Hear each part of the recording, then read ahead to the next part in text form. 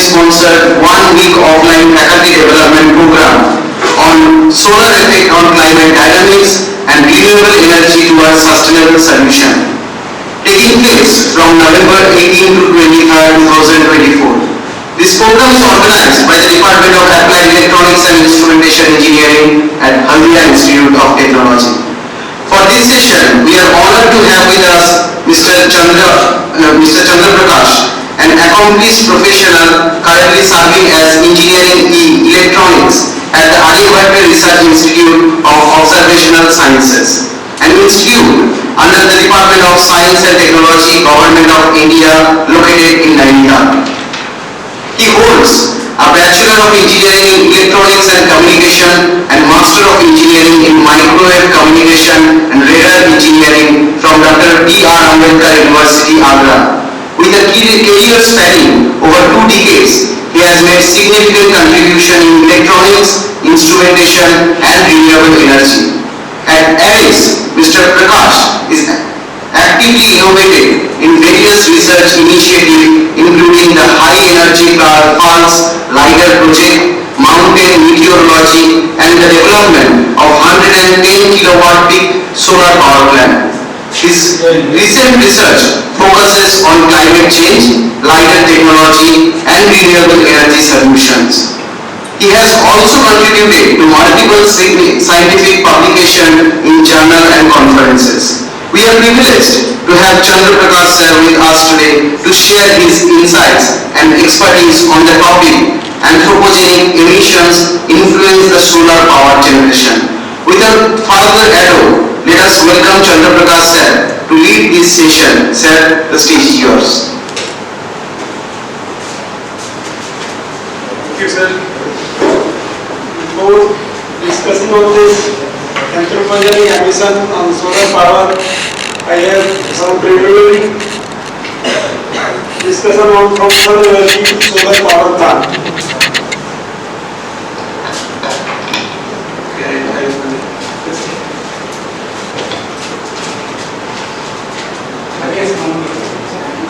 So this is the overview. Although we have studied about this, everything we have studied in our BTech or MTech program, but the topic is from solar power plant. Is how we are getting the solar power from such energy. So we will discuss in detail. So this the electromagnetic spectrum, solar spectrum, radiation from the sun. How we receive the radiation from the sun? Sunlight versus solar power. The difference between sunlight and solar power. Technology used in solar power plants. Components required for solar power generation. Working of solar PV cells. 5 largest solar parks in India. Sale of electricity production from solar. Advantage and disadvantage of solar power generation. Earth's atmosphere and its layer. Now after this advantage disadvantage of topic comes on this related to the solar effect of climate dynamics and renewable energy to our sustainable solution. So Earth's atmosphere and its layer, composition of Earth's atmosphere, technology used in interaction of sunlight with atmosphere, the interaction of sunlight with atmosphere. So we all know about this electromagnetic spectrum.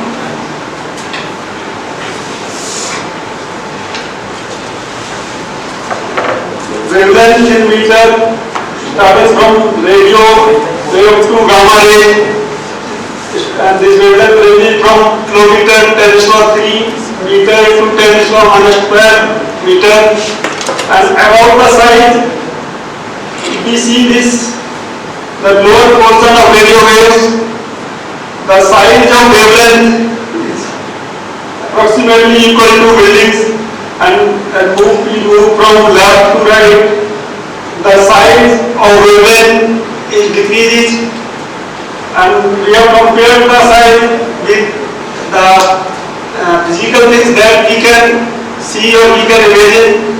So the gamma ray is of the size of nucleus of the atom, and this X-ray and similarly molecules in the range of ultraviolet, and the protozoa size of protozoa is in the visible region, and so on. And this pinpoint is the lower portion of this infrared region, and like animal and this human between this about the lower portion of the radio waves.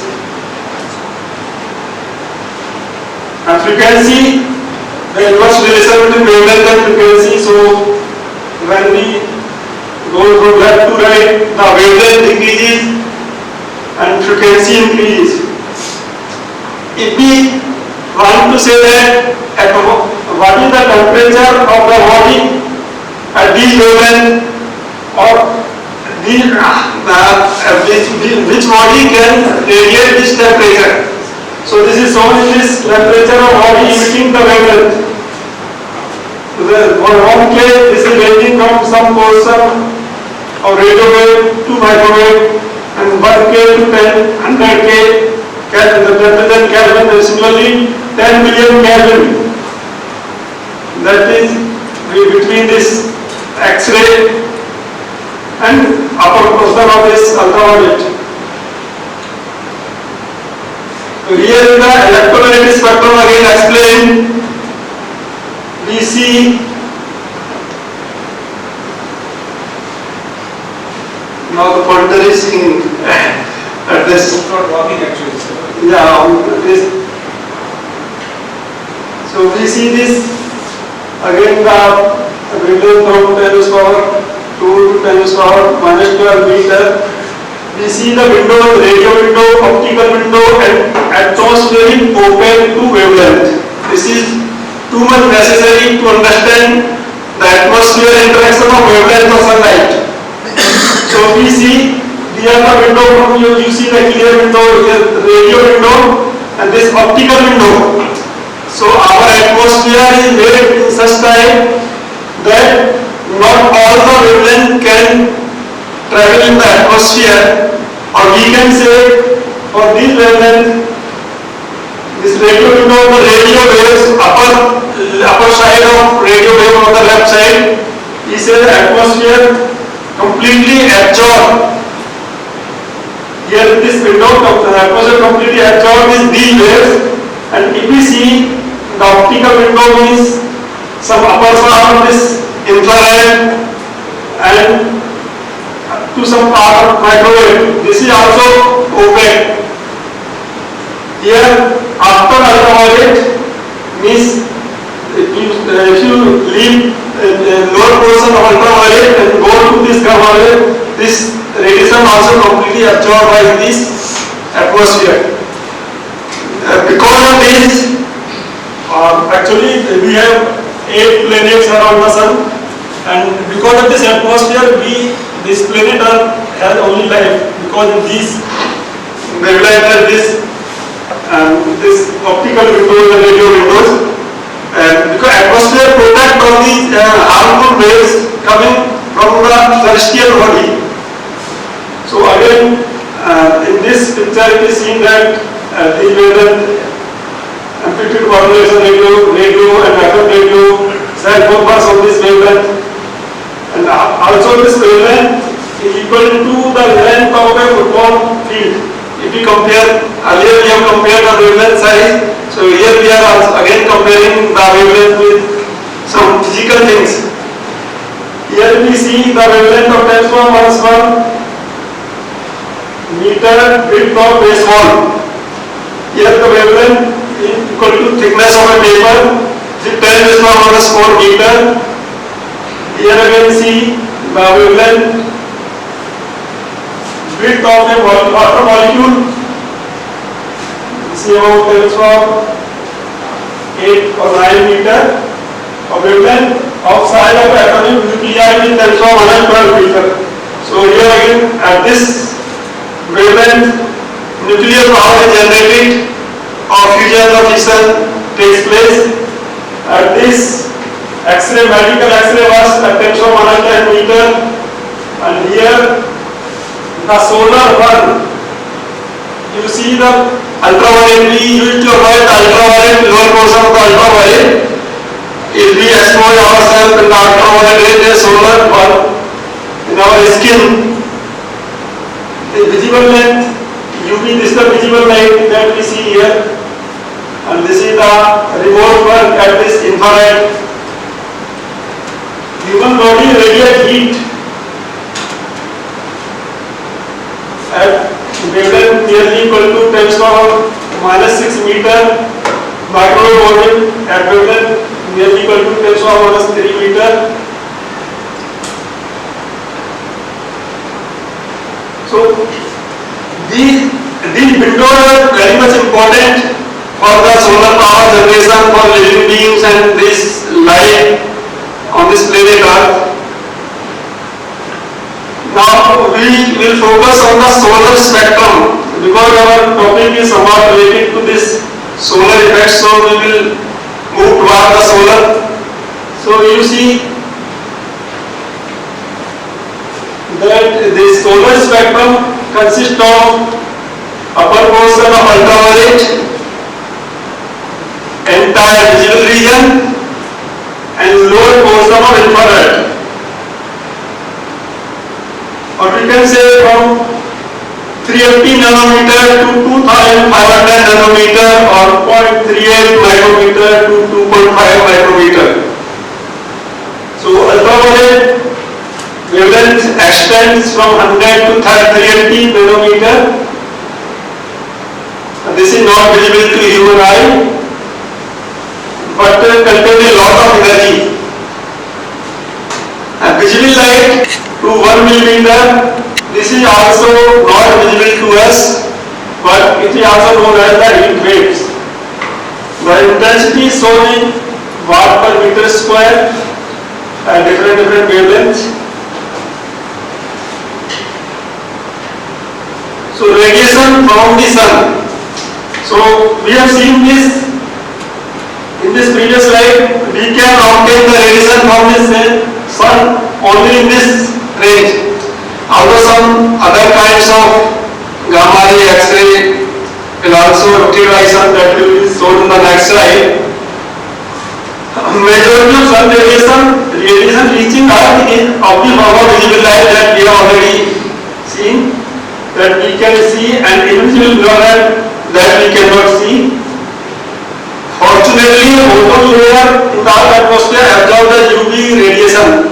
In our this primary or secondary education, we have learned the thinning of ozone layer. There was one issue in this year 2000, around the year 2000. Warning issue at that time, the ozone layer is thinning day by day. But if there should not be any ozone layer, then life is very much difficult or almost impossible on this planet Earth. There are also other types of radiation that come from the sun, such as X-rays, gamma rays, and radio waves that are visible to the human eye. But the amount of X-ray, gamma ray, and radio waves, they are just reflected back or diverted by the magnetosphere of this planet Earth. Otherwise, this magnetosphere or magnetism, it allows this gamma ray, X-ray, and the life, but also difficult or almost impossible. Only small amounts of the more unusual types of radiation, that is X-ray, gamma ray, and radio waves, reaches to planet Earth and shielding it because of Earth's magnetosphere. So our atmosphere is too much important to have life on this Earth. Now, radiation from the sun. Again, constant solar effect. You see, there is a light storm, dust storm in this April or May month in our country. So this type of storm, every time you can see that with the help of telescope, we have the solar telescope in our institute. So these types of bombardment environment, and these types of you can see like if I don't know whether Holy Festival is being celebrated here or not. So when you make a large fire of Holi, then you see the burning of that. So this is like that. So the sunlight takes almost 8 and 1/3 minutes to reach from the sun, and this is 150 million kilometers from Earth. So with the speed of light, 3 to 10⁸ meters per second. And light has dual nature, we all know, particle and wave nature. So particle solar wind takes 4 days to reach the Earth. Light reaches in 8 minutes and 1/3 minutes, but particles reaches 4 days to reach this Earth.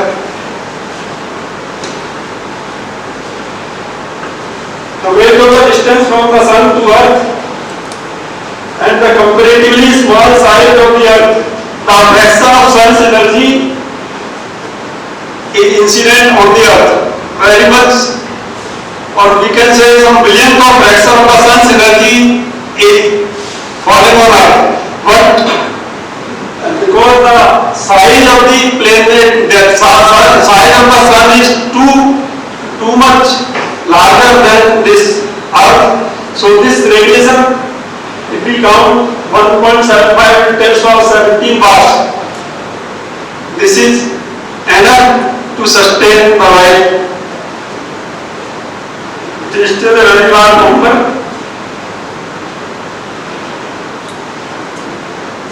So here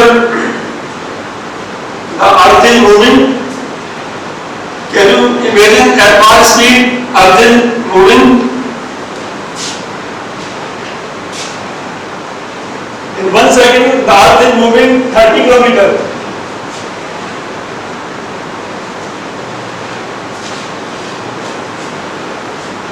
The revolution speed around the sun is about 107,000 kilometers or 30 kilometers per second.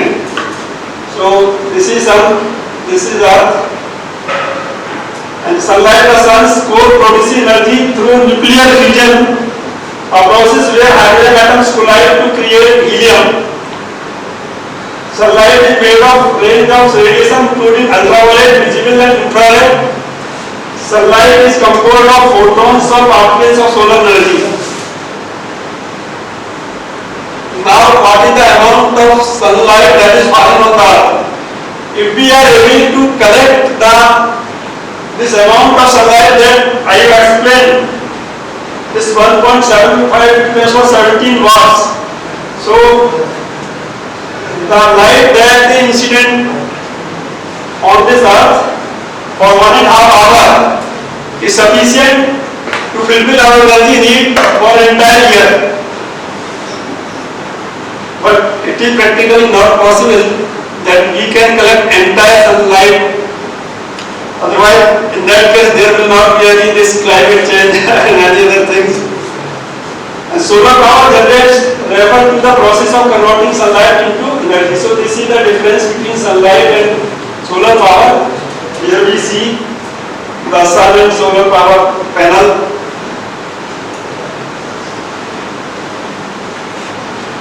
Now, technology used in solar power plants. I think this Sir Gosar was asking about this. Or this technology consulted CSP. Solar power plants use one of the two technology. Till now we are mostly familiar with this solar power plants. But there is another technology, concentrated solar power or concentrated solar thermal plants. So in the first technology, photovoltaic system of solar cells, we use the photovoltaic cell or photovoltaic effect to convert the sun energy into solar power. But here in this CSP, concentrated solar power, we use the sun energy to concentrate at one point. we have some experiment in the 6th or 7th class when we concentrate the light and it can burn the piece of paper. I think everybody. Magnifying glass. Yeah. So the CSP work on that principle. And this photovoltaic cell was developed in 1954 in Valdavareti, United States. And it has roughly the panel lifespan 30 years and 25 years solar panel can be found in the market with warranty. 25 years warranty. So here we use the mirrors or lenses to concentrate the solar rays. D-ray heat flue. This is again working on the same principle of turbine. Like in this hydro power or any other power, gas, etc. What is the principle of generating electricity? The principle of generating electricity everywhere is just you have to move the turbine. How to move the turbine is different. In nuclear plant also, we have to generate the steam, and then we have to move the turbine. In hydropower, we have to move the turbine. And this wind energy, we have to move the turbine of that, not of that side, but dynamo we have to move this wind energy. So the principle of generation of electricity is same everywhere except in this PV cell. Sir, you were discussing about this concentrated solar power plant, CSP, yesterday, yeah. Okay, yes.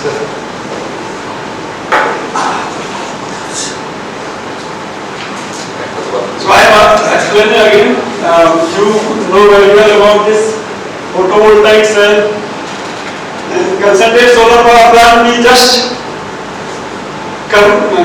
concentrate our sun energy to a single point that is known as a receiver, where we heat the fluid, and then after heating the fluid, steam is generated, and that steam used to rotate the turbine, and turbine rotate the dynamo, and this entire system and this magnetic field is generated and voltage is generated.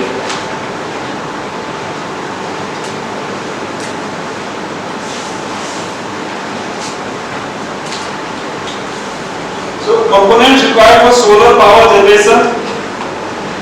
Here any of us has seen this site or these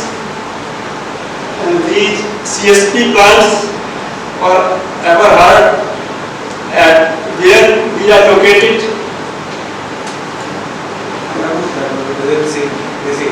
Yeah. Heard about that plant, but this is Yeah. This is this is a 1 megawatt plant at Mount Abu by Brahma Kumaris. So the photo here you see this 1 megawatt. Yeah, 1 megawatt plant. So they hardly use this conventional electric power. They mostly use this solar power either generated by this concentrated or this concentrated solar power plant in Mount Abu Rajasthan constructed on 35 acres of land. 1 megawatt plant consists of 770 solar dishes with well-access tracking system and 760 mirror per day. Now on this, because it is not possible to make a single mirror of this size, so they have just combined 760 mirror per dishes, and the number of dishes is 770 solar dishes. The maximum conversion efficiency is 23 to 35%. Another feature of this CSP is it can store the thermal energy for 16 hours. So you need not have to wait or you need not have to have the sun for 16 hours because less than 12 hours sun is available.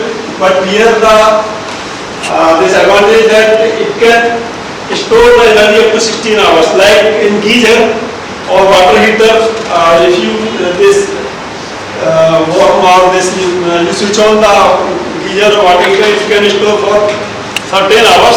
In the same manner, the insulation is made in such type that we can store the energy for 16 hours, and in this way you can have the electricity up to 16 hours.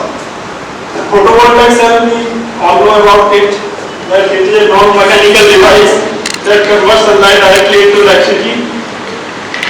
Sun PV cell can also convert artificial light into electricity. So components required for solar power generation,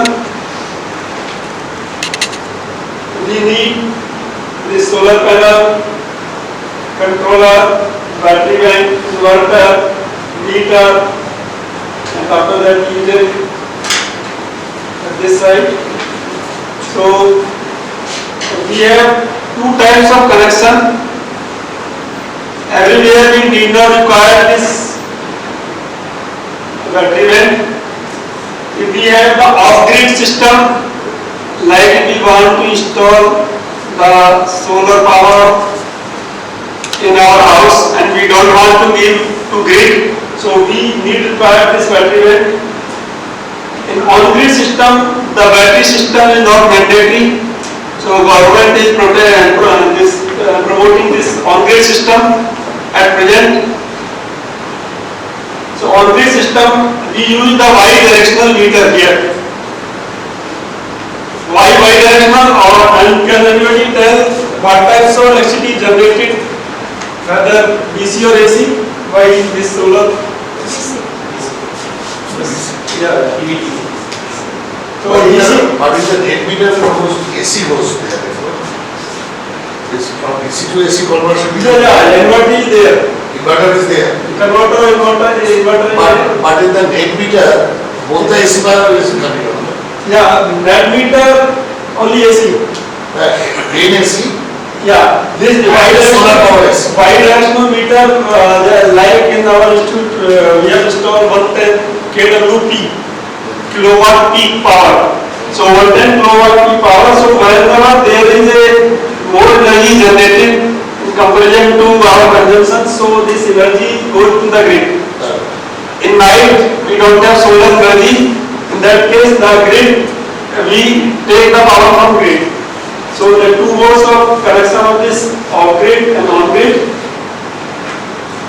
Now the component required grid, meter, battery, and installation. So there are so many types of installation of solar power. We can install the rooftop. We can install on land. We can have solar tree. Recently you heard some news from Delhi that some is crossing, they have installed some solar tree. And the floating solar plants also in Gujarat, we have seen on this Sabarmati river. So floating solar power plant.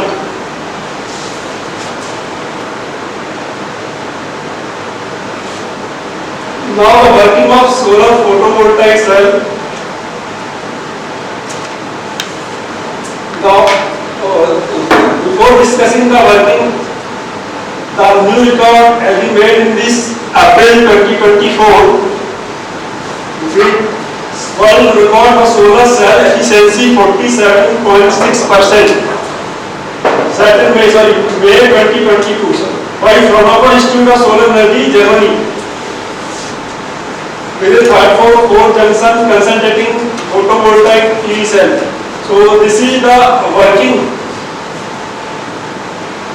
We know that the P and N junction, a P-type semiconductor, N-type semiconductor, and N-type semiconductor, electrons are in majority carrier, and in P-type semiconductor, holes are in minority carrier. So this is a junction, DC. So when there is no connection, what happens? The large number of electrons flowing toward the hole formation of depletion layer because electron hole pair utilize each other, and some voltage is being developed or this from this ABC from upside to low side, this is in the red color, and when the electron moves from upside to low side, so the positive ions remains at this side and negative ions remain this side. So between this depletion zone, some electric field has been generated. So whenever there is a stripe of light and because of photovoltaic effect, the more electron is converted and this passes to this from n-type region to p-type region, and the current flow in the opposite direction. So whenever you connect something, and we will get the voltage across this PV cell. So what is the range of wavelength, that sun energy that PV cell can generate electric power? So generally SPV use range of wavelength from 400 nanometer to 1100 nanometer in some upper portion of ultraviolet region to lower portion of infrared region, and the silicon solar cell are most efficient at around 850 nanometer.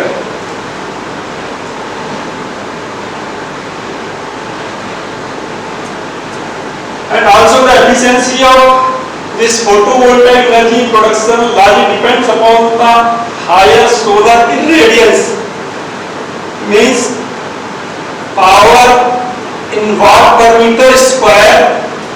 How much power in watt per meter square is incident on solar panel? And another factor is clear sky, cloud free, with avoidable dust concentration.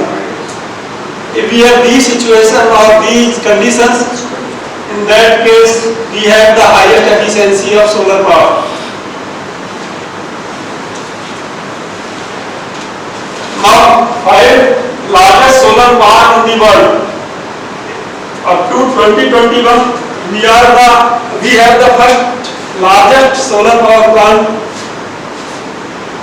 in Rajasthan. But whenever we used to make some record, after 2-3 years, China just pushed us away. Earlier in 2010, we have installed Asia's largest optical telescope in Nainital, Devastar Optical Telescope. But when the news comes in this newspaper and this, China made within 5 years the largest telescope, largest optical telescope. So in Asia, when we started work, you have the first in the world, first in the Asia, now we are second in the Asia. So this is the speed that we have to accelerate to do something. Otherwise, if you have any idea or this idea go into market, the idea is hijacked by these Chinese people and we again remain in the back. So now the first,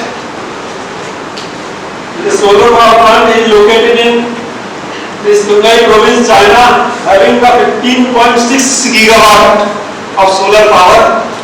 Second is again, so not only the China has left us some more steps again, there largest 15.6 gigawatt and 4 megawatt and other solar power plant they have made. So it is very difficult for us because we can make but we don't have land. So another solar park in China is about at 4 gigawatt.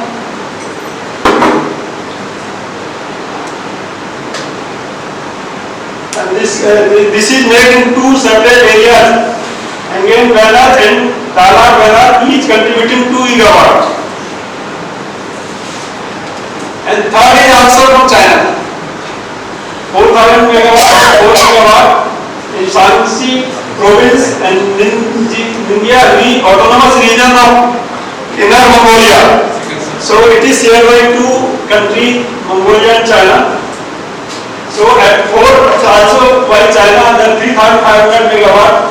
We all are made in 2022, 23, 24. Within 3 years they are made, but up to 21 we were the first in the world. Vadla solar park capacity 2.245 megawatt at Vadla, Jodhpur, Rajasthan, installed by NTPC. Now the question is, what is the share of total electricity production in the world by solar power? So if we see the no data, this color, white color is showing no data means no solar power or no data is available. And this efficiency or this total power contribution or total electricity means if you have 100, is 20%, 0, 1%, 2%, 2%, 5%, 10%, 20%. So you see this dark blue color. You see very some this African countries and from this country, some Middle Eastern and like this. After that, this portion light blue color, Australia is fully covered by this. And you just go through them. So we see these colors, no color is seen in India. This one 10 or 20%. If you go to this color, from this 1 to 10%, so we are here up to 1 to 10% up to this report here to 2023. So we have too much scope for generating this solar power in India.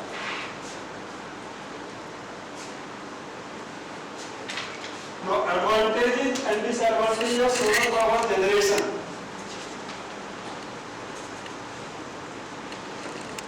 We have several benefits including use of renewable energy source that does not deplete the natural resources. Renewable energy and natural resources. Natural resources are limited in amount for renewable means we get every day, means the things are renewed every day, or energy renewed every day. Solar power has minimal environmental impact compared to the traditional fossil fuels based on power plants, and they produce a greenhouse. They produce almost no greenhouse gas emission during operation, but still greenhouse is being produced for the entire process of solar.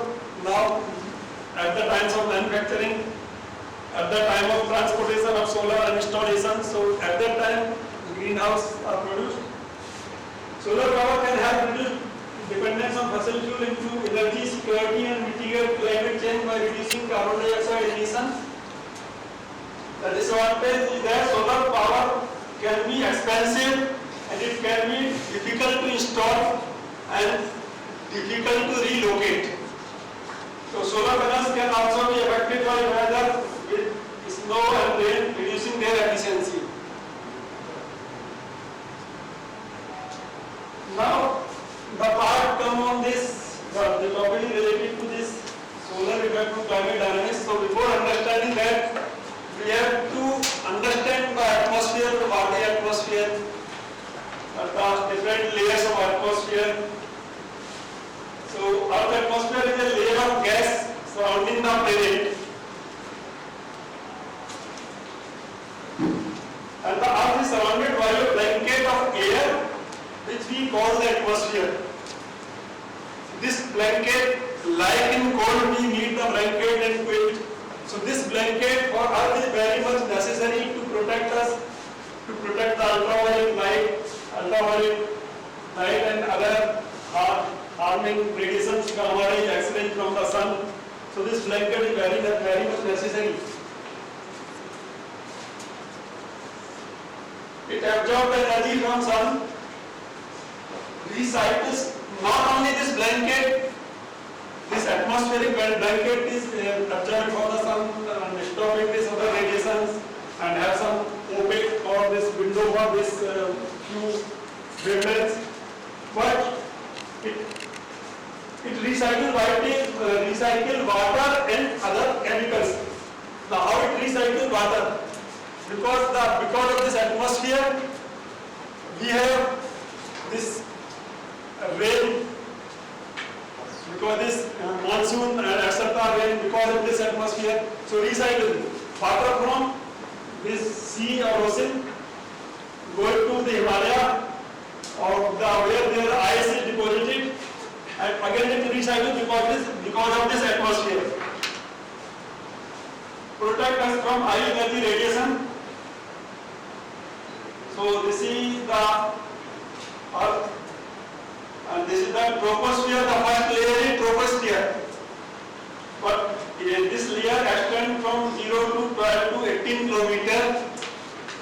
But our life is mostly dependent upon this layer, that is about 0 to 1 kilometer. This is known as boundary layer. Most of the atmosphere, the boundary layer is mostly responsible for most of the atmosphere, and within this boundary layer, here there may be boundary layer up to 2 kilometers, but in Nainital it is 1 kilometer because we are already at 1.9 kilometer height. So boundary layer is varies from location to location, and most of the we can say the living air that is responsible for life on this planet Earth is within the 1 kilometer. And temperature of this troposphere varies from 15 to minus 56.5 degrees centigrade.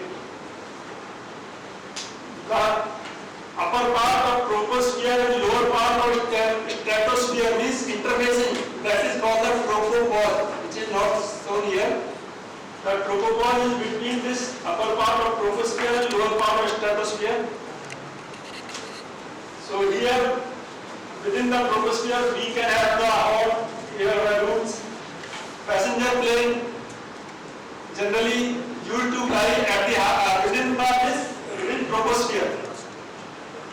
Almost the kilometer of 10 to 11 kilometer we travel. Suppose we travel from Kolkata to Delhi, so this is up to 10 at the 10 kilometer height. This passenger plane fly, and the stratosphere is ranging 11 to 50 kilometer, and temperature ranging from minus 56.5 to minus 2.5 degrees centigrade. So radio sonde it is another device that we have, and we use to and every Wednesday in AV or in our office we used to leave this balloon in the sky. So it goes 32 kilometers in the sky in every Wednesday. So some radio sonde means some temperature, pressure and humidity sensor are being suspended here with this balloon filled with hydrogen gas, and here this is suspended. So after reaching some height, there is a pressure difference. This balloon blast and falls down to somewhere else, dragged by the air, and we can have the data up to 32 kilometers from this Earth surface, and the Earth surface we have the antenna and receiver, and we use to signal this what we can say the line of sight is not possible using this radio sonde, but real-time data can be collected by using this radio sonde. So the upper part of this troposphere and lower part of the mesosphere is stratopause. After this mesosphere starts from 40 to 50 kilometer, 40 to 50 kilometer to 80 to 90 kilometer. This meteorological rocket is being launched at this height. And meteors react to this. You see the meteors etc. So that will happen at this height. And mesopause is at height of this upper part of this mesosphere and lower part of the thermosphere mesopause. And this thermosphere height is ranging from 80 to 90 kilometer, up to 800 kilometer temperature from 86.5 to 1200 degrees centigrade. So we have another instruments, LIDAR, high energy pulse LIDAR, that can go up to this means mesosphere up to 90 kilometer in Aries, and stratosphere and troposphere, that we cover with the help of stratosphere troposphere radar. We have ST radar at Aries Nainital. This is the first of its kind in the world that we have developed at 206.5 megahertz. You can see in Aries Nainital the ST radar, or we can say the atmospheric radar. If you Google about this atmospheric radar, you see that most of the radar are found at 50 megahertz or 400 megahertz. You will not find any radar at 206.5 megahertz. So ये first time developed in the world.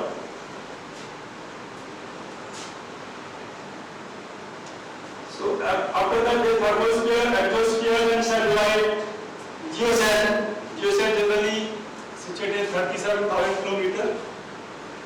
Geostationary satellite. So spaceship can go to that height or beyond that height.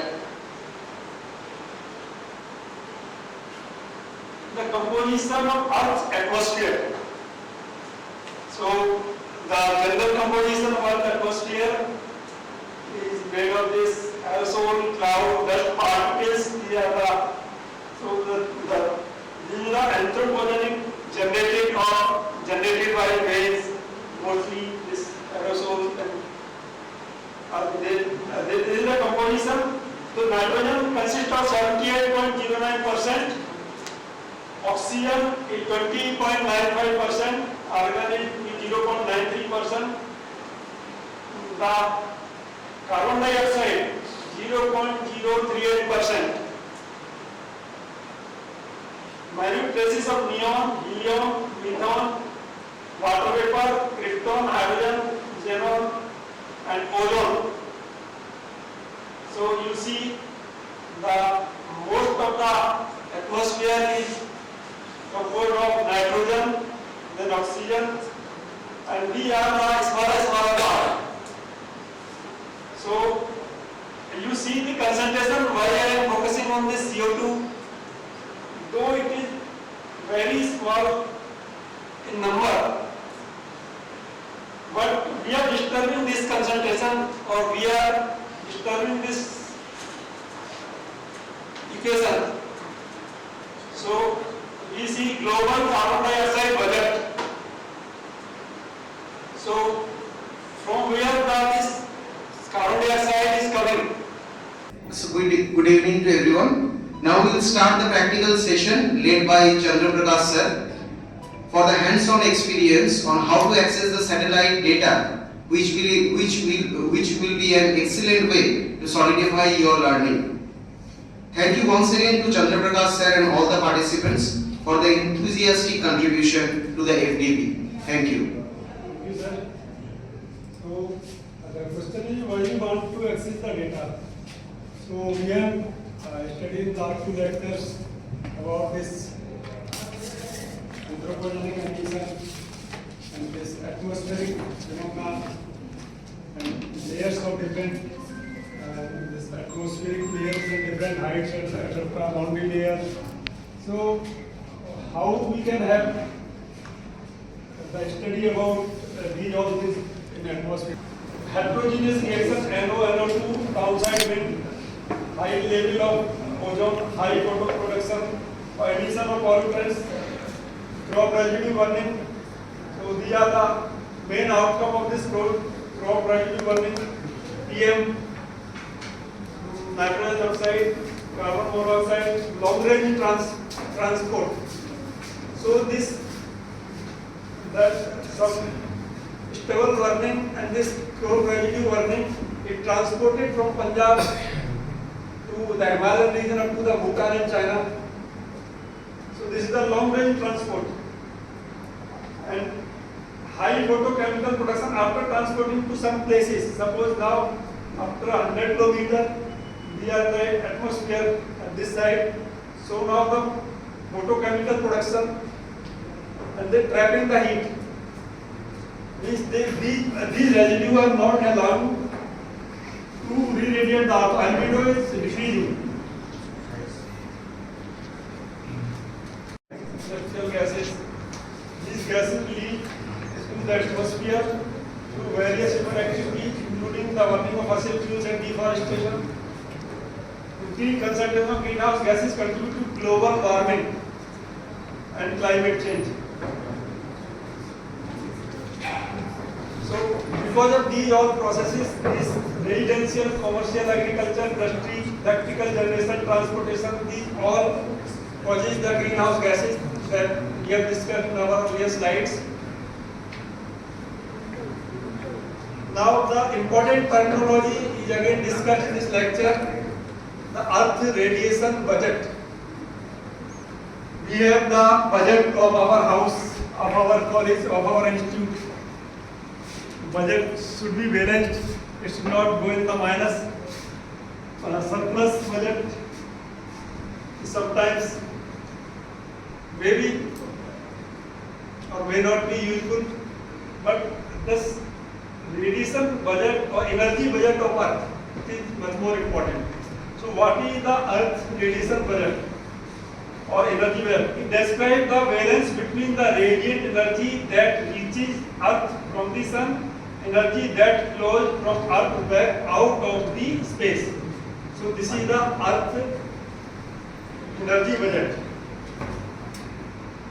The radiative forcing is a measure of change in energy balance as a result of change in forcing agent. So when the Earth energy budget is forcefully changed by some external agent, that anthropogenic gases or greenhouse gases, that is the radiative forcing.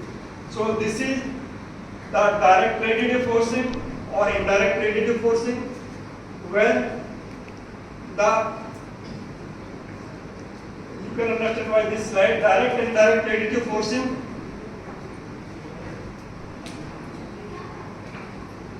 So in indirect radiative forcing, the sun's energy is falling on this some cloud, again radiated to the earth. In direct radiative forcing, sun energy directly falling upon the aerosol particle or any other anthropogenic emission or other elements. So some this chemical reaction takes place, and because of this oxidation and hydrocarbons, presence of this blocks SO2, NH3, primary organic aerosol, soot, dust, isoprene, terpenes, forest fires, etc. So this forcing takes place with each elements, either it is direct forcing, radiative forcing, or indirect radiative forcing.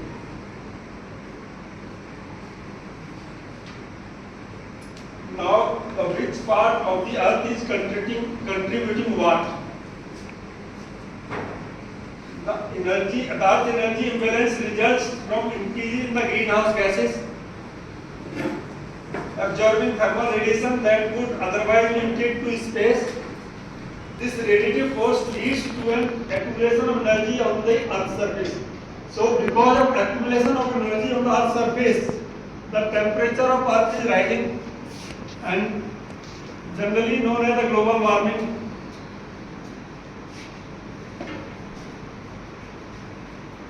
The contribution to the increase in Earth's energy inventory is shown by percent.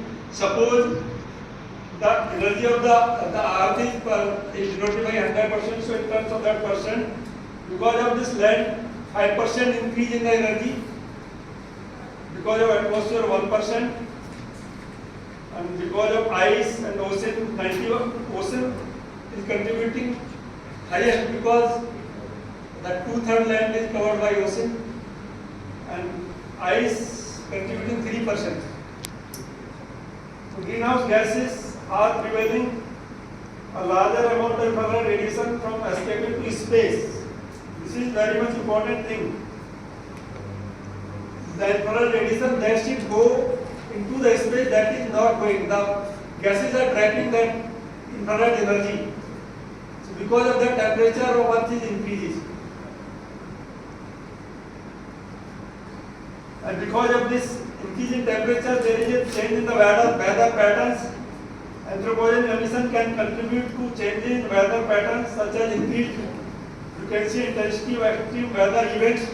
So, this sudden, recently in this November and October months, we have heard about this floods in many countries, New Zealand, Australia, and this, I think, Maharashtra, Karnataka, I am not remembering that. So, this is the November, this is not the rainy season, but because of the change in weather pattern, the atmosphere is disturbing. So, extreme heat waves in the summer season, the temperature at this 2024 going to the record high. So heat wave droughts and droughts also the result of this global warming. Storms can disturb solar power generation. Yeah, this is related to the solar power generation. Everything this is related because whenever there are greenhouse gases, so you are not getting the sun energy directly to the our panel. And because of that, the production is decreasing and we are not getting the desired power. Changing precipitation patterns can also affect the productivity of the solar farms. Excessive rain or snow can hinder the performance of the solar panels. Also, the deposition of the dust of the panel is one of the important, that is also because of the dust storm and other things, and the pollution available or present in the atmosphere. Now, what is the impact of climate change in the social and economic growth of the country, or we can say in the world? So, we see because of this global warming, what happens, the coastal areas like Haldia, I think this is 10 or 12 meters above the sea level. I see this in Google. So, the city like this Haldia and that may be in trouble because of this global warming, because when the earth temperature rises and all the ice that is depositing the glaciers will be melted and the level of sea will increase. So the cost of adapting the coastal area to rising sea level, loss of capacity to work due to heat, and more vast to gain access to limited resources. Because in that case the resources will be limited and earth land will be reduced because of increase in this water. So fresh water will be in short supply in some areas. Diseases will spread due to higher temperature. Extreme meteorological problems will cause widespread poverty. Prices of basic foodstuffs may go high, and shrinking productivity of harvest is the land, when land area is reduced, so the harvesting area will also be reduced. There will be crisis of food. So the effects of climate change are vast and varied. We are witnessing more hot days, heat waves, intense droughts, etc. These changes disturb the balance of nature, affecting our health, food production, housing, safety, and work. For vulnerable regions, the situation has escalated to the point of relocation with the rise of climate refugee. We used to have the war refugee, but now the new word is climate refugee because of this climate change, the relocation of the habitats.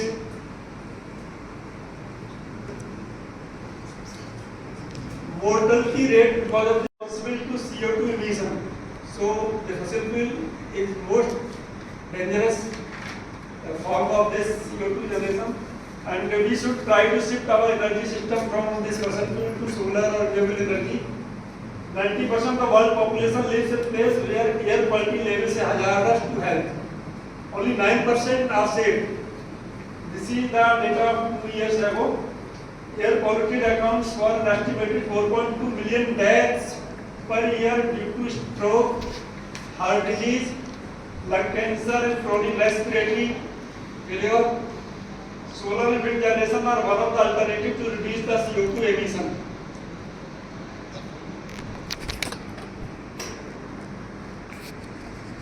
How the solar air pollution affect the solar radiation? So air pollution can reduce the amount of solar radiation reaching the Earth's surface because most of the time it reflected back. Yesterday when we take off from Delhi, there was the sun is not seen. When we go up to 10 or 11 kilometer, immediately after 5 minutes sun is there. It means the sun is there, but we are not getting heat or sunlight at the Earth's surface in Delhi. Now, when we move to this side, then this problem we didn't face. It means the population, because of that, you see the brightness of that atmosphere. You cannot see toward that atmosphere. It is too much intense, so that we cannot see at that time. So entire albedo is at that time how much? 0 or 1?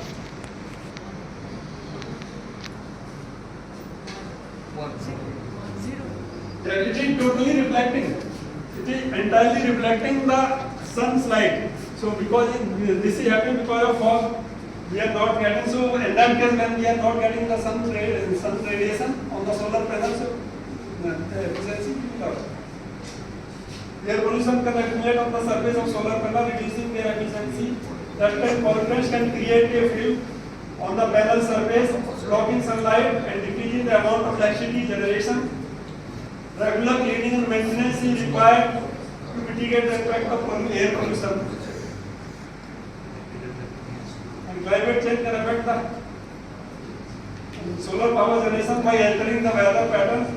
It can change the precipitation patterns and temperature, and it can impact efficiency output of the solar power panel. Extreme weather events such as storms and hurricanes can damage solar infrastructure also. Many times you see that solar panel is blown with the wind, so it can destruct all the infrastructure. So variation sunlight availability affect the overall output and reliability of the solar energy system. The development of advanced weather prediction models can help optimize solar power generation by anticipating changing weather conditions. So this is the problem with scientists engineers. This last line, the development of advanced weather prediction model. If we are able to develop advanced weather prediction model so that we can help or optimize the solar power generation. Life cycle CO2 equivalent emission.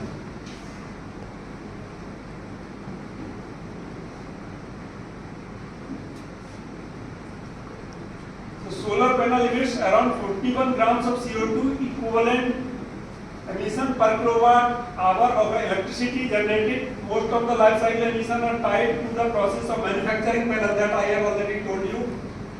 Because of solar panel, the 41 grams CO2 equivalent emission. If we use the solar power, whether on the rooftop or any other place, so only 41 grams of CO2 will be generated. That is in the process of manufacturing, installation, transportation only. If you see the coal, 820,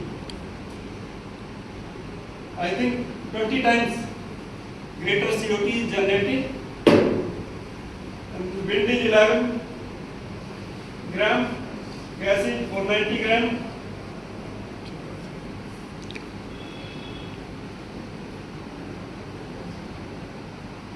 So one research paper has been published by Aries, one of the scientists, and he has made some analysis, financial analysis using this anthropogenic emission. He used this model, SB dot simulation model. He assumed that 1 megawatt of if we want to generate the 1 megawatt electricity, and on the Himalayan region, on Nainital region, and what factors we have to use.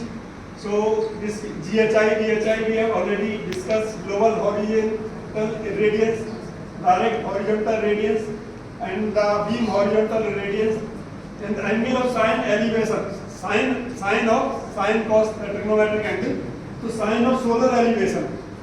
So why this?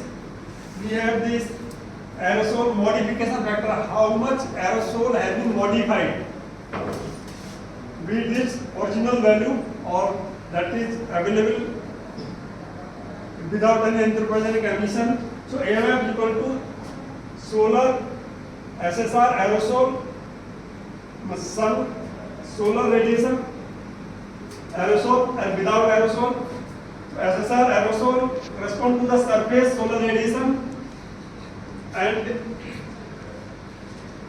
this dust because of dust and because of cloud because of aerosol. SSR surface solar radiation. This suppose we discuss this AMF aerosol modification factor, that is equal to SSR aerosol upon SSR without aerosol. DMF direct modification factor SSR dust, SSR low dust, CMF SSR cloud, SSR without cloud. So the SSR aerosol dust and cloud correspond to the surface solar radiation under aerosol dust and cloud effect respectively, while other corresponds to without these parameters. So we assume that PV material which is silicon polycrystal has an efficiency of 16%, and these parameters has been filled in the SVDAR software, and they analyzed that if we consider the price of electricity 2.9, although it is very less, but it is fixed by this MNI, Ministry of New and Renewable Energy. So that is fixed up to 1 megawatt, such and such price we will take from the solar company. So using these all parameters of financial loss, this electrical power maximum that can be generated or energy produced that can be generated or minus energy produced in actual into price of electricity. So after calculation using this software, we find these are the financial losses because of this aerosol. So we see that because of dust, energy loss, because of dust, energy loss is 183 kWh per meter square. Financial loss is, this is 5.56 million Indian rupees. K means this axis we have taken K to INR. K means 1000. So Indian rupees 0.56 million rupees. And because of aerosol, the financial loss for that 1 megawatt plant, hypothetical that we have considered that software. So aerosol, because of that aerosol, this electricity, the energy loss is 344 kWh per meter square, and financial loss is 1.052 million. And this average is taken from January to December. So all the months have been taken into consideration. And because of this cloud, the energy loss is 806 kilowatt per meter square. Financial loss is 2.467 million rupees. So this one is considered for this photovoltaic cell. This one is considered for the CSP. Now mitigation strategy for anthropogenic emission. So this is now part comes to us that we can contribute jointly, because one person or one government, that both sir are also discussing the same since yesterday. The one person or government cannot mitigate these things. So we jointly, even we should teach not to our students but in the public whenever we go to anywhere, and when we have time, so we just teach the public how to mitigate these things. So one thing that whatever we can do, some things are in our hands, some things may not be in our hand. So to mitigate climate change, we must reduce anthropogenic emission various sectors.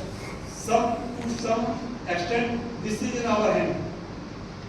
Suppose if you are going to market and you don't have to carry anything, you can go by walking.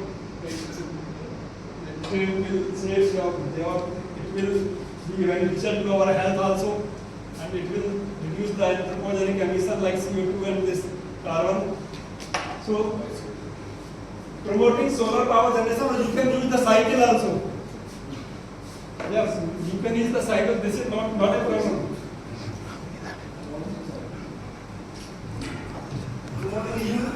One of the prime minister, the vigilant prime minister, used to come with the cycle.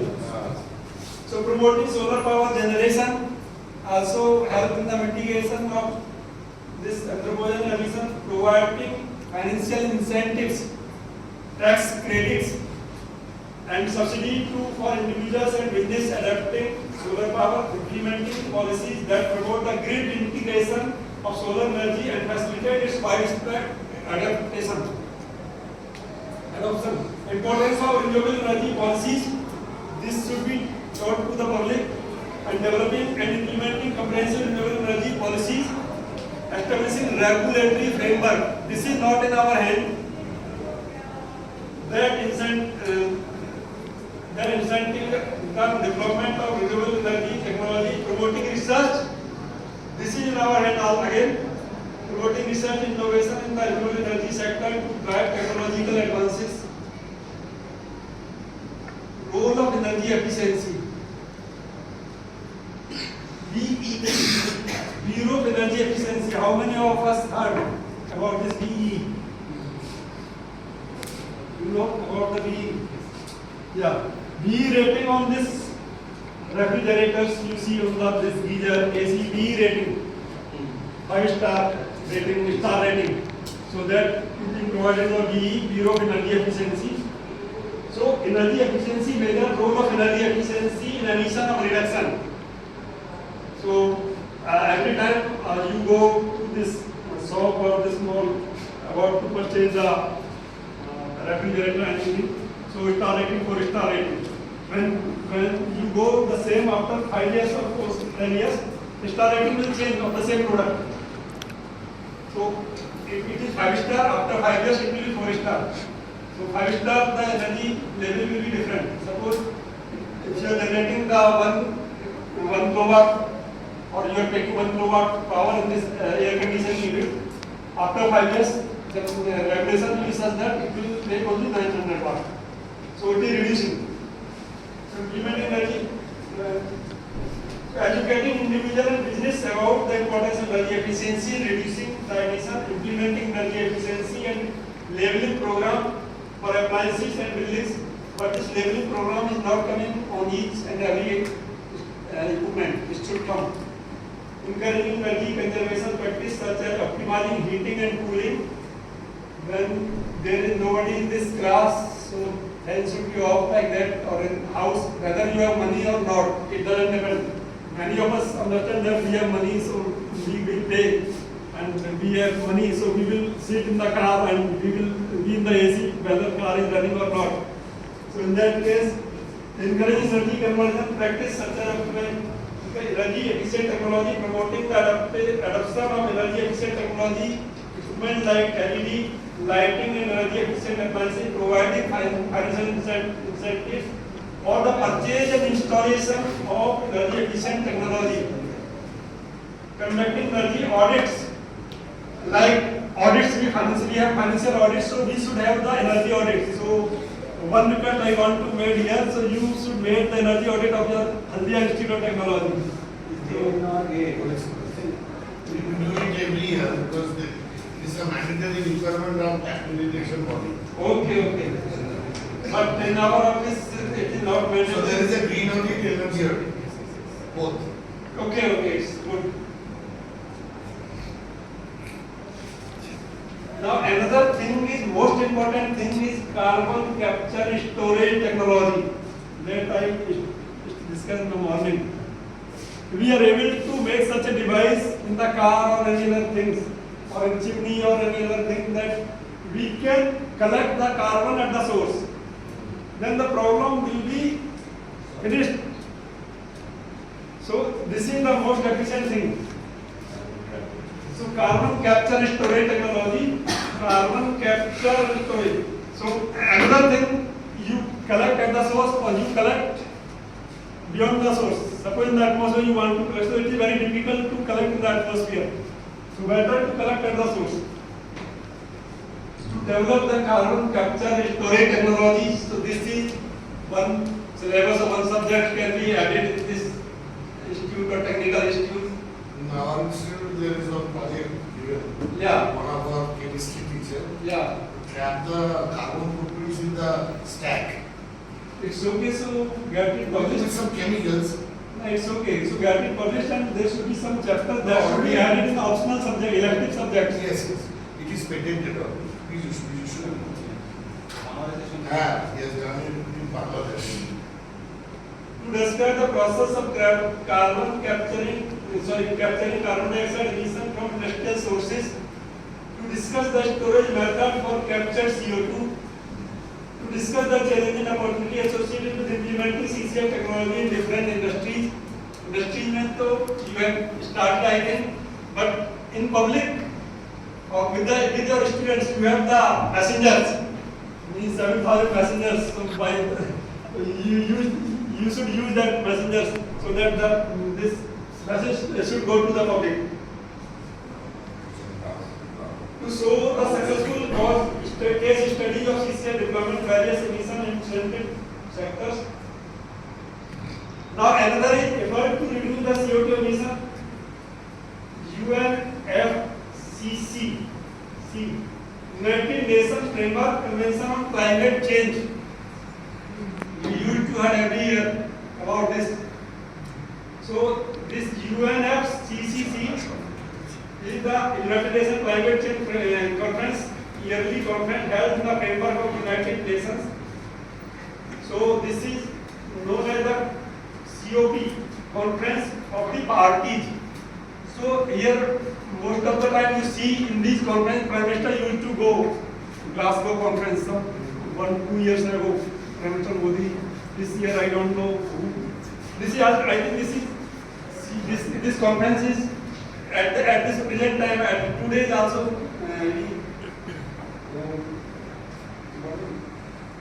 this Argentina.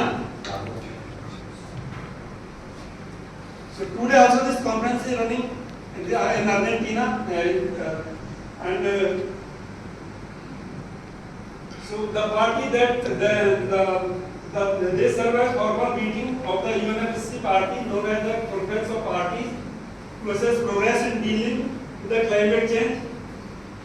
And from 2011 to 2015 the meetings were used to negotiate the Paris Agreement and Kyoto Protocol. We have also heard about that. So first conference was held in 1995 in Germany. Yearly conference, go to this slide. At 2015 Paris, France, and at this present today also it is being organized in Baku, Azerbaijan. Actually, the Ukraine was about to organize this conference, but because of war, the conference is shifted to Azerbaijan near Ukraine. International agreement and commitments. Paris Agreement, we know about this. They are too much hard. Agreement, the Kyoto Protocol signatory country commit to reduce the greenhouse gas emission and striving to limit the temperature increase to 1.5 degrees Celsius. Means 1.5 degree, what does it mean? Means pre-industrial ages, whatever temperature has been increased till now, so it will be reduced 1.5 degree and to bring up to that pre-industrial ages. So efforts by other international organizations like United Nations and the International Renewable Energy IREA play a crucial role in promoting renewable energy and solar power. The organization work to establish global standard and best practice for renewable energy deployment. They provide technical assistance, financial assistance, and capacity building program to help countries develop their solar power efforts. Other than international protocol, we can have the national legislation and initiative, country specific as per requirement. Key targets often include specific goals for solar energy capacity. Government established supported policies and regulations to achieve these targets. Incentives the same, repeating, but you can change the nation by nation, country by country. Some initiatives can be taken. These include tax credits, grants of rebates or solar system. Government may also introduce policy mandating the use of solar power in specific sectors. So this is most important and the part of the government. Government may introduce policies. Financing option, investment incentives.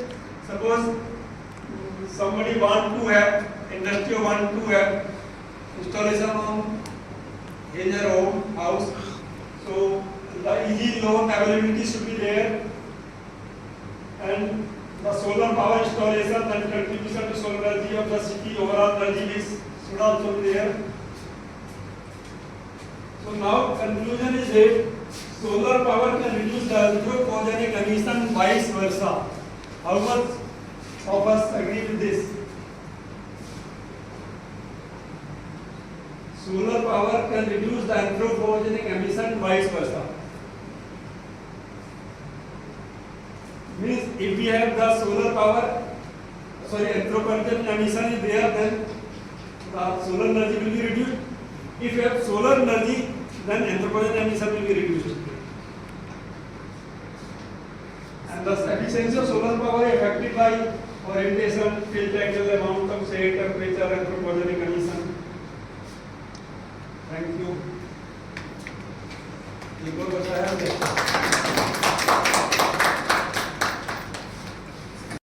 In that column.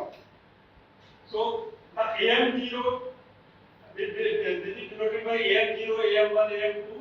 AM0 then means if AM0 means then no atmosphere is passed by the light.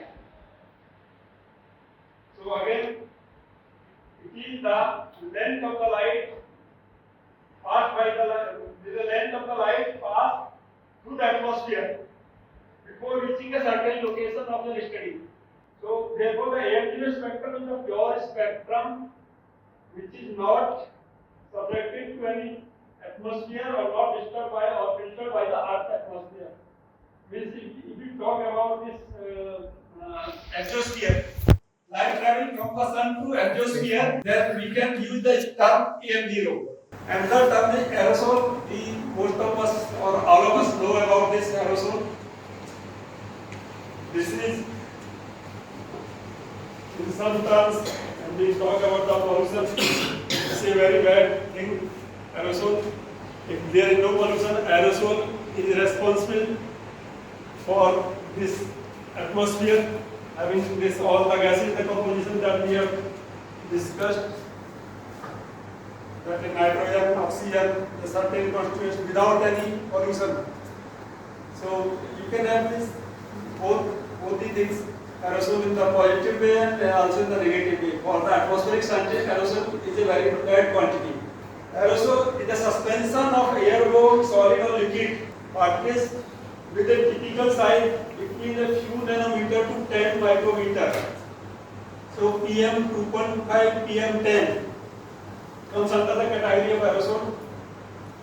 The 10 micrometer PM 10, PM 2.5 also the nanometer to 10 micrometer. And so the aerosol, the particles that are suspended in the air, either in the form of solid or liquid, it is known as the aerosol. It can reside in the atmosphere up to several hours. Aerosol may be either natural or anthropogenic. Natural aerosol are produced by these plants, and anthropogenic aerosol are produced by us.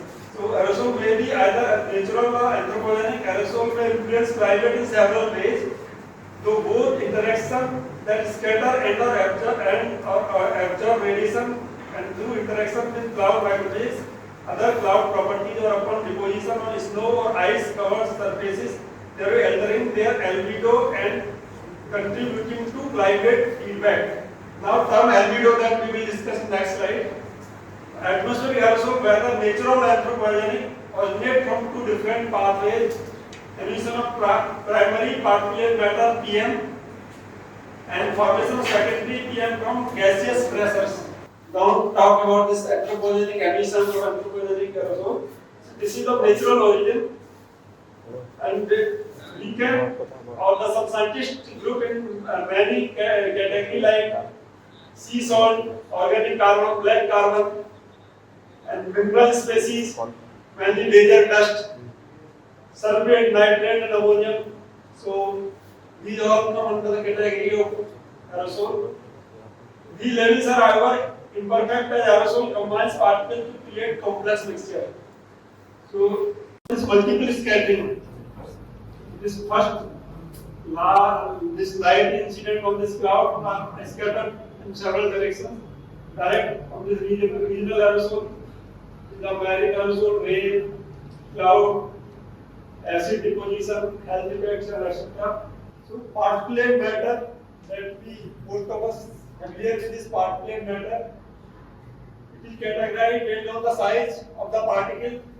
So PM10, 2.5 to 10 micrometer, PM 2.5 less than 2.5 micrometer, and PM 0.1. That only this PM 2.5 is mostly common in news we see.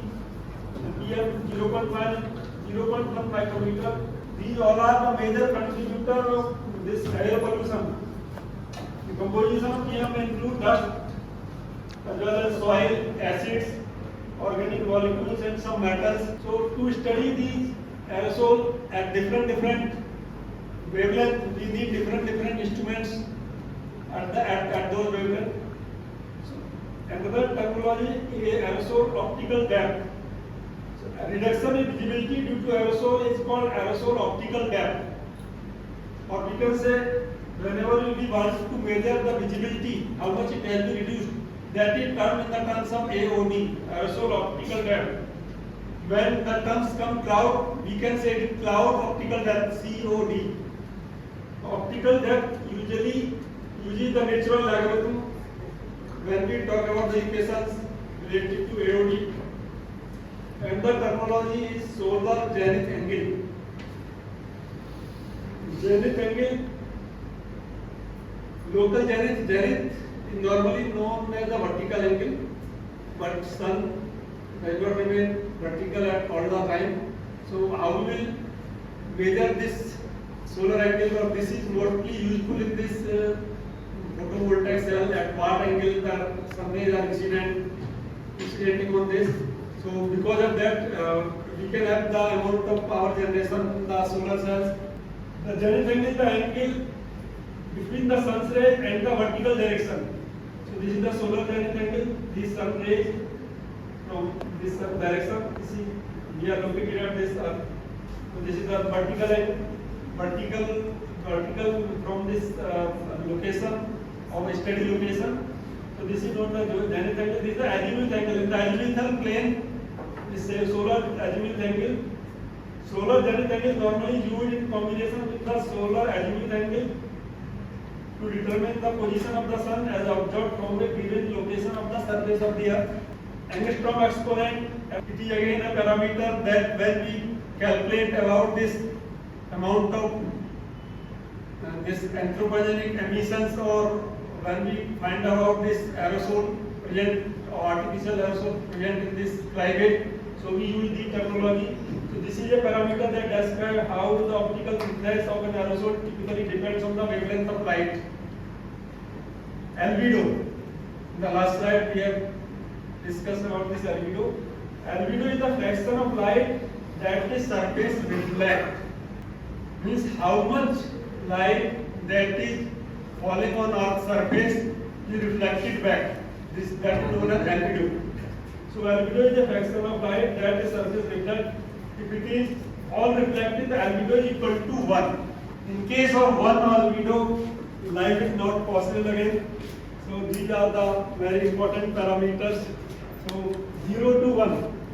0 means that if albedo is 0, that is also not possible because we are absorbing all the light, sunlight. So here we see incoming solar energy, 100% is incoming on this planet Earth. So we see reflected and scattered Earth's albedo. So here this albedo may be different at different location and different season, but this is the global average percent albedo is here. So this is because of atmosphere 6%, because of clouds 20%, because of Earth's surface it is 4%. This is the top of atmosphere. 19% absorbed by atmosphere and clouds. 51% is absorbed at surface. So this is the instantaneous terminology. Means the light that is falling on the earth is instantaneously reflected back. Albedo is termed as, at the same time it is reflected. Not after some time, suppose earth has absorbed some power in day and it is reflecting in night. So this is not called albedo. Water vapor is one of another component of the atmosphere that is mainly distributed in the troposphere, and its proportion in the atmosphere usually varies from 0 to 4%. So its main source of evaporation of water and transportation of plants. The water vapor content can be characterized by columnar water vapor. So suppose our study area is at this Haldia, so we define some area and this column, vertical column, water vapor, so we want to study that the columnar water vapor we can term that. So this area that we have selected, but if you want to find out some constituents inside that area, so this we take the unit of centimeter. So although water vapor accounts for only a small fraction of the atmosphere, it plays an important role in climate change and weather system. Not only anthropogenic emission, but amount of water vapor and cloud burst. Few years ago we didn't see about the rain in Saudi Arabia and the Middle East. Now because of change in this water vapor, now you see the abrupt change in the atmosphere or some rainfall or this floods because of this change in this water vapor content. And ice clouds is plurality of ice particles dispersed in air. The term has been used to refer the clouds of both water and ice. Now, ice cloud and water cloud. Above 1 or 2 kilometers, there are some virga clouds. The term is known as virga cloud. That from 1 kilometer or 5 kilometer, the rainfall. And after it deposits, when it falls towards the earth, it freezes. So that forms an ice cloud.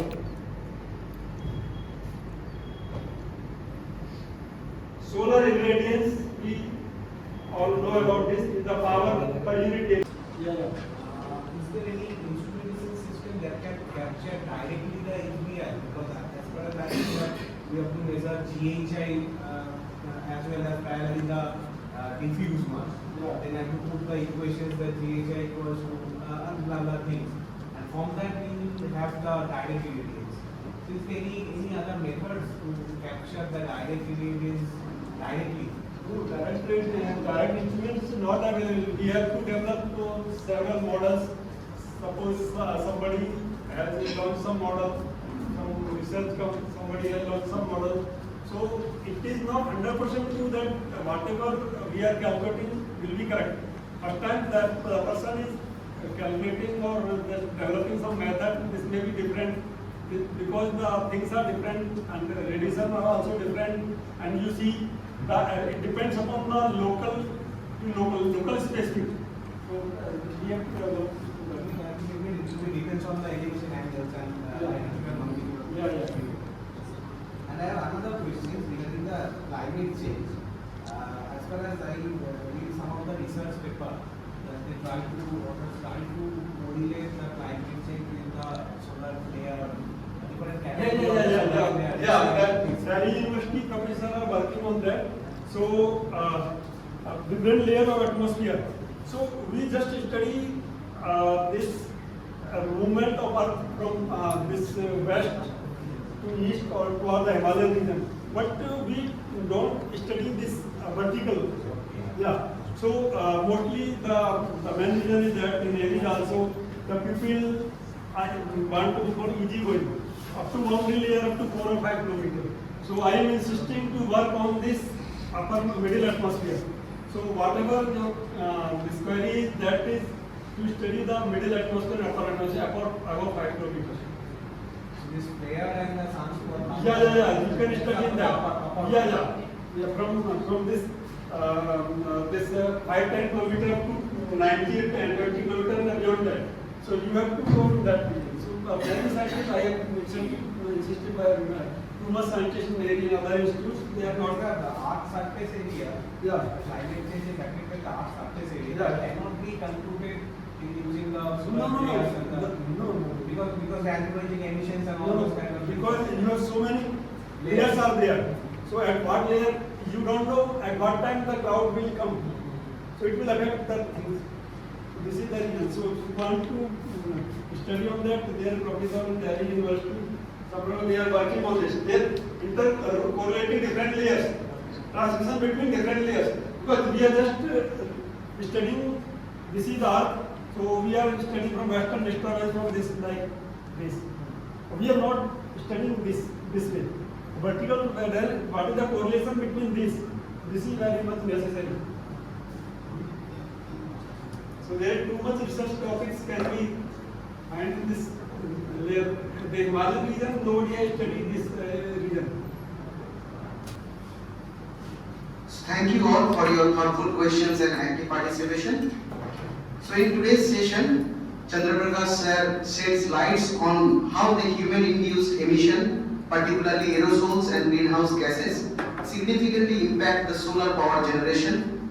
It was an eye-opening to learn how these emissions alter the atmospheric condition, such as cloud formation and aerosol concentration, which in turn reduce the amount of solar radiation that can reach the photovoltaic cells. The speaker also highlighted the direct correlation between the regions with the higher emission and reduced solar power output due to the persistence, cloud cover, smoke, and particulate pollutions. On the other hand, areas that experience a reduction in emissions can witness an increase in solar irradiance, benefiting solar energy production. Sir has also discussed about the technologies used in solar power plant. We learned that understanding the impact of anthropogenic emissions on the solar energy production is crucial for future planning. Its affect not only the efficiency of the solar cell, but also the financial visibility of solar energy projects. The relationship between the atmospheric condition and solar power generation must be carefully managed to mitigate the potential losses. As we conclude the first part of the session 2, we want to thank once again to our esteemed speaker and to all of you, the participants. Participants, I would like to inform you that after a brief tea break, we will have a practical session led by Chandraprakash sir. Please join us after the tea break for this hands-on experience on how to access the satellite data, which will be an excellent way to solidify your learning. Thank you once again to everyone for your participation, and we look forward to seeing you in the practical session after the break. Enjoy the tea break. Thank you.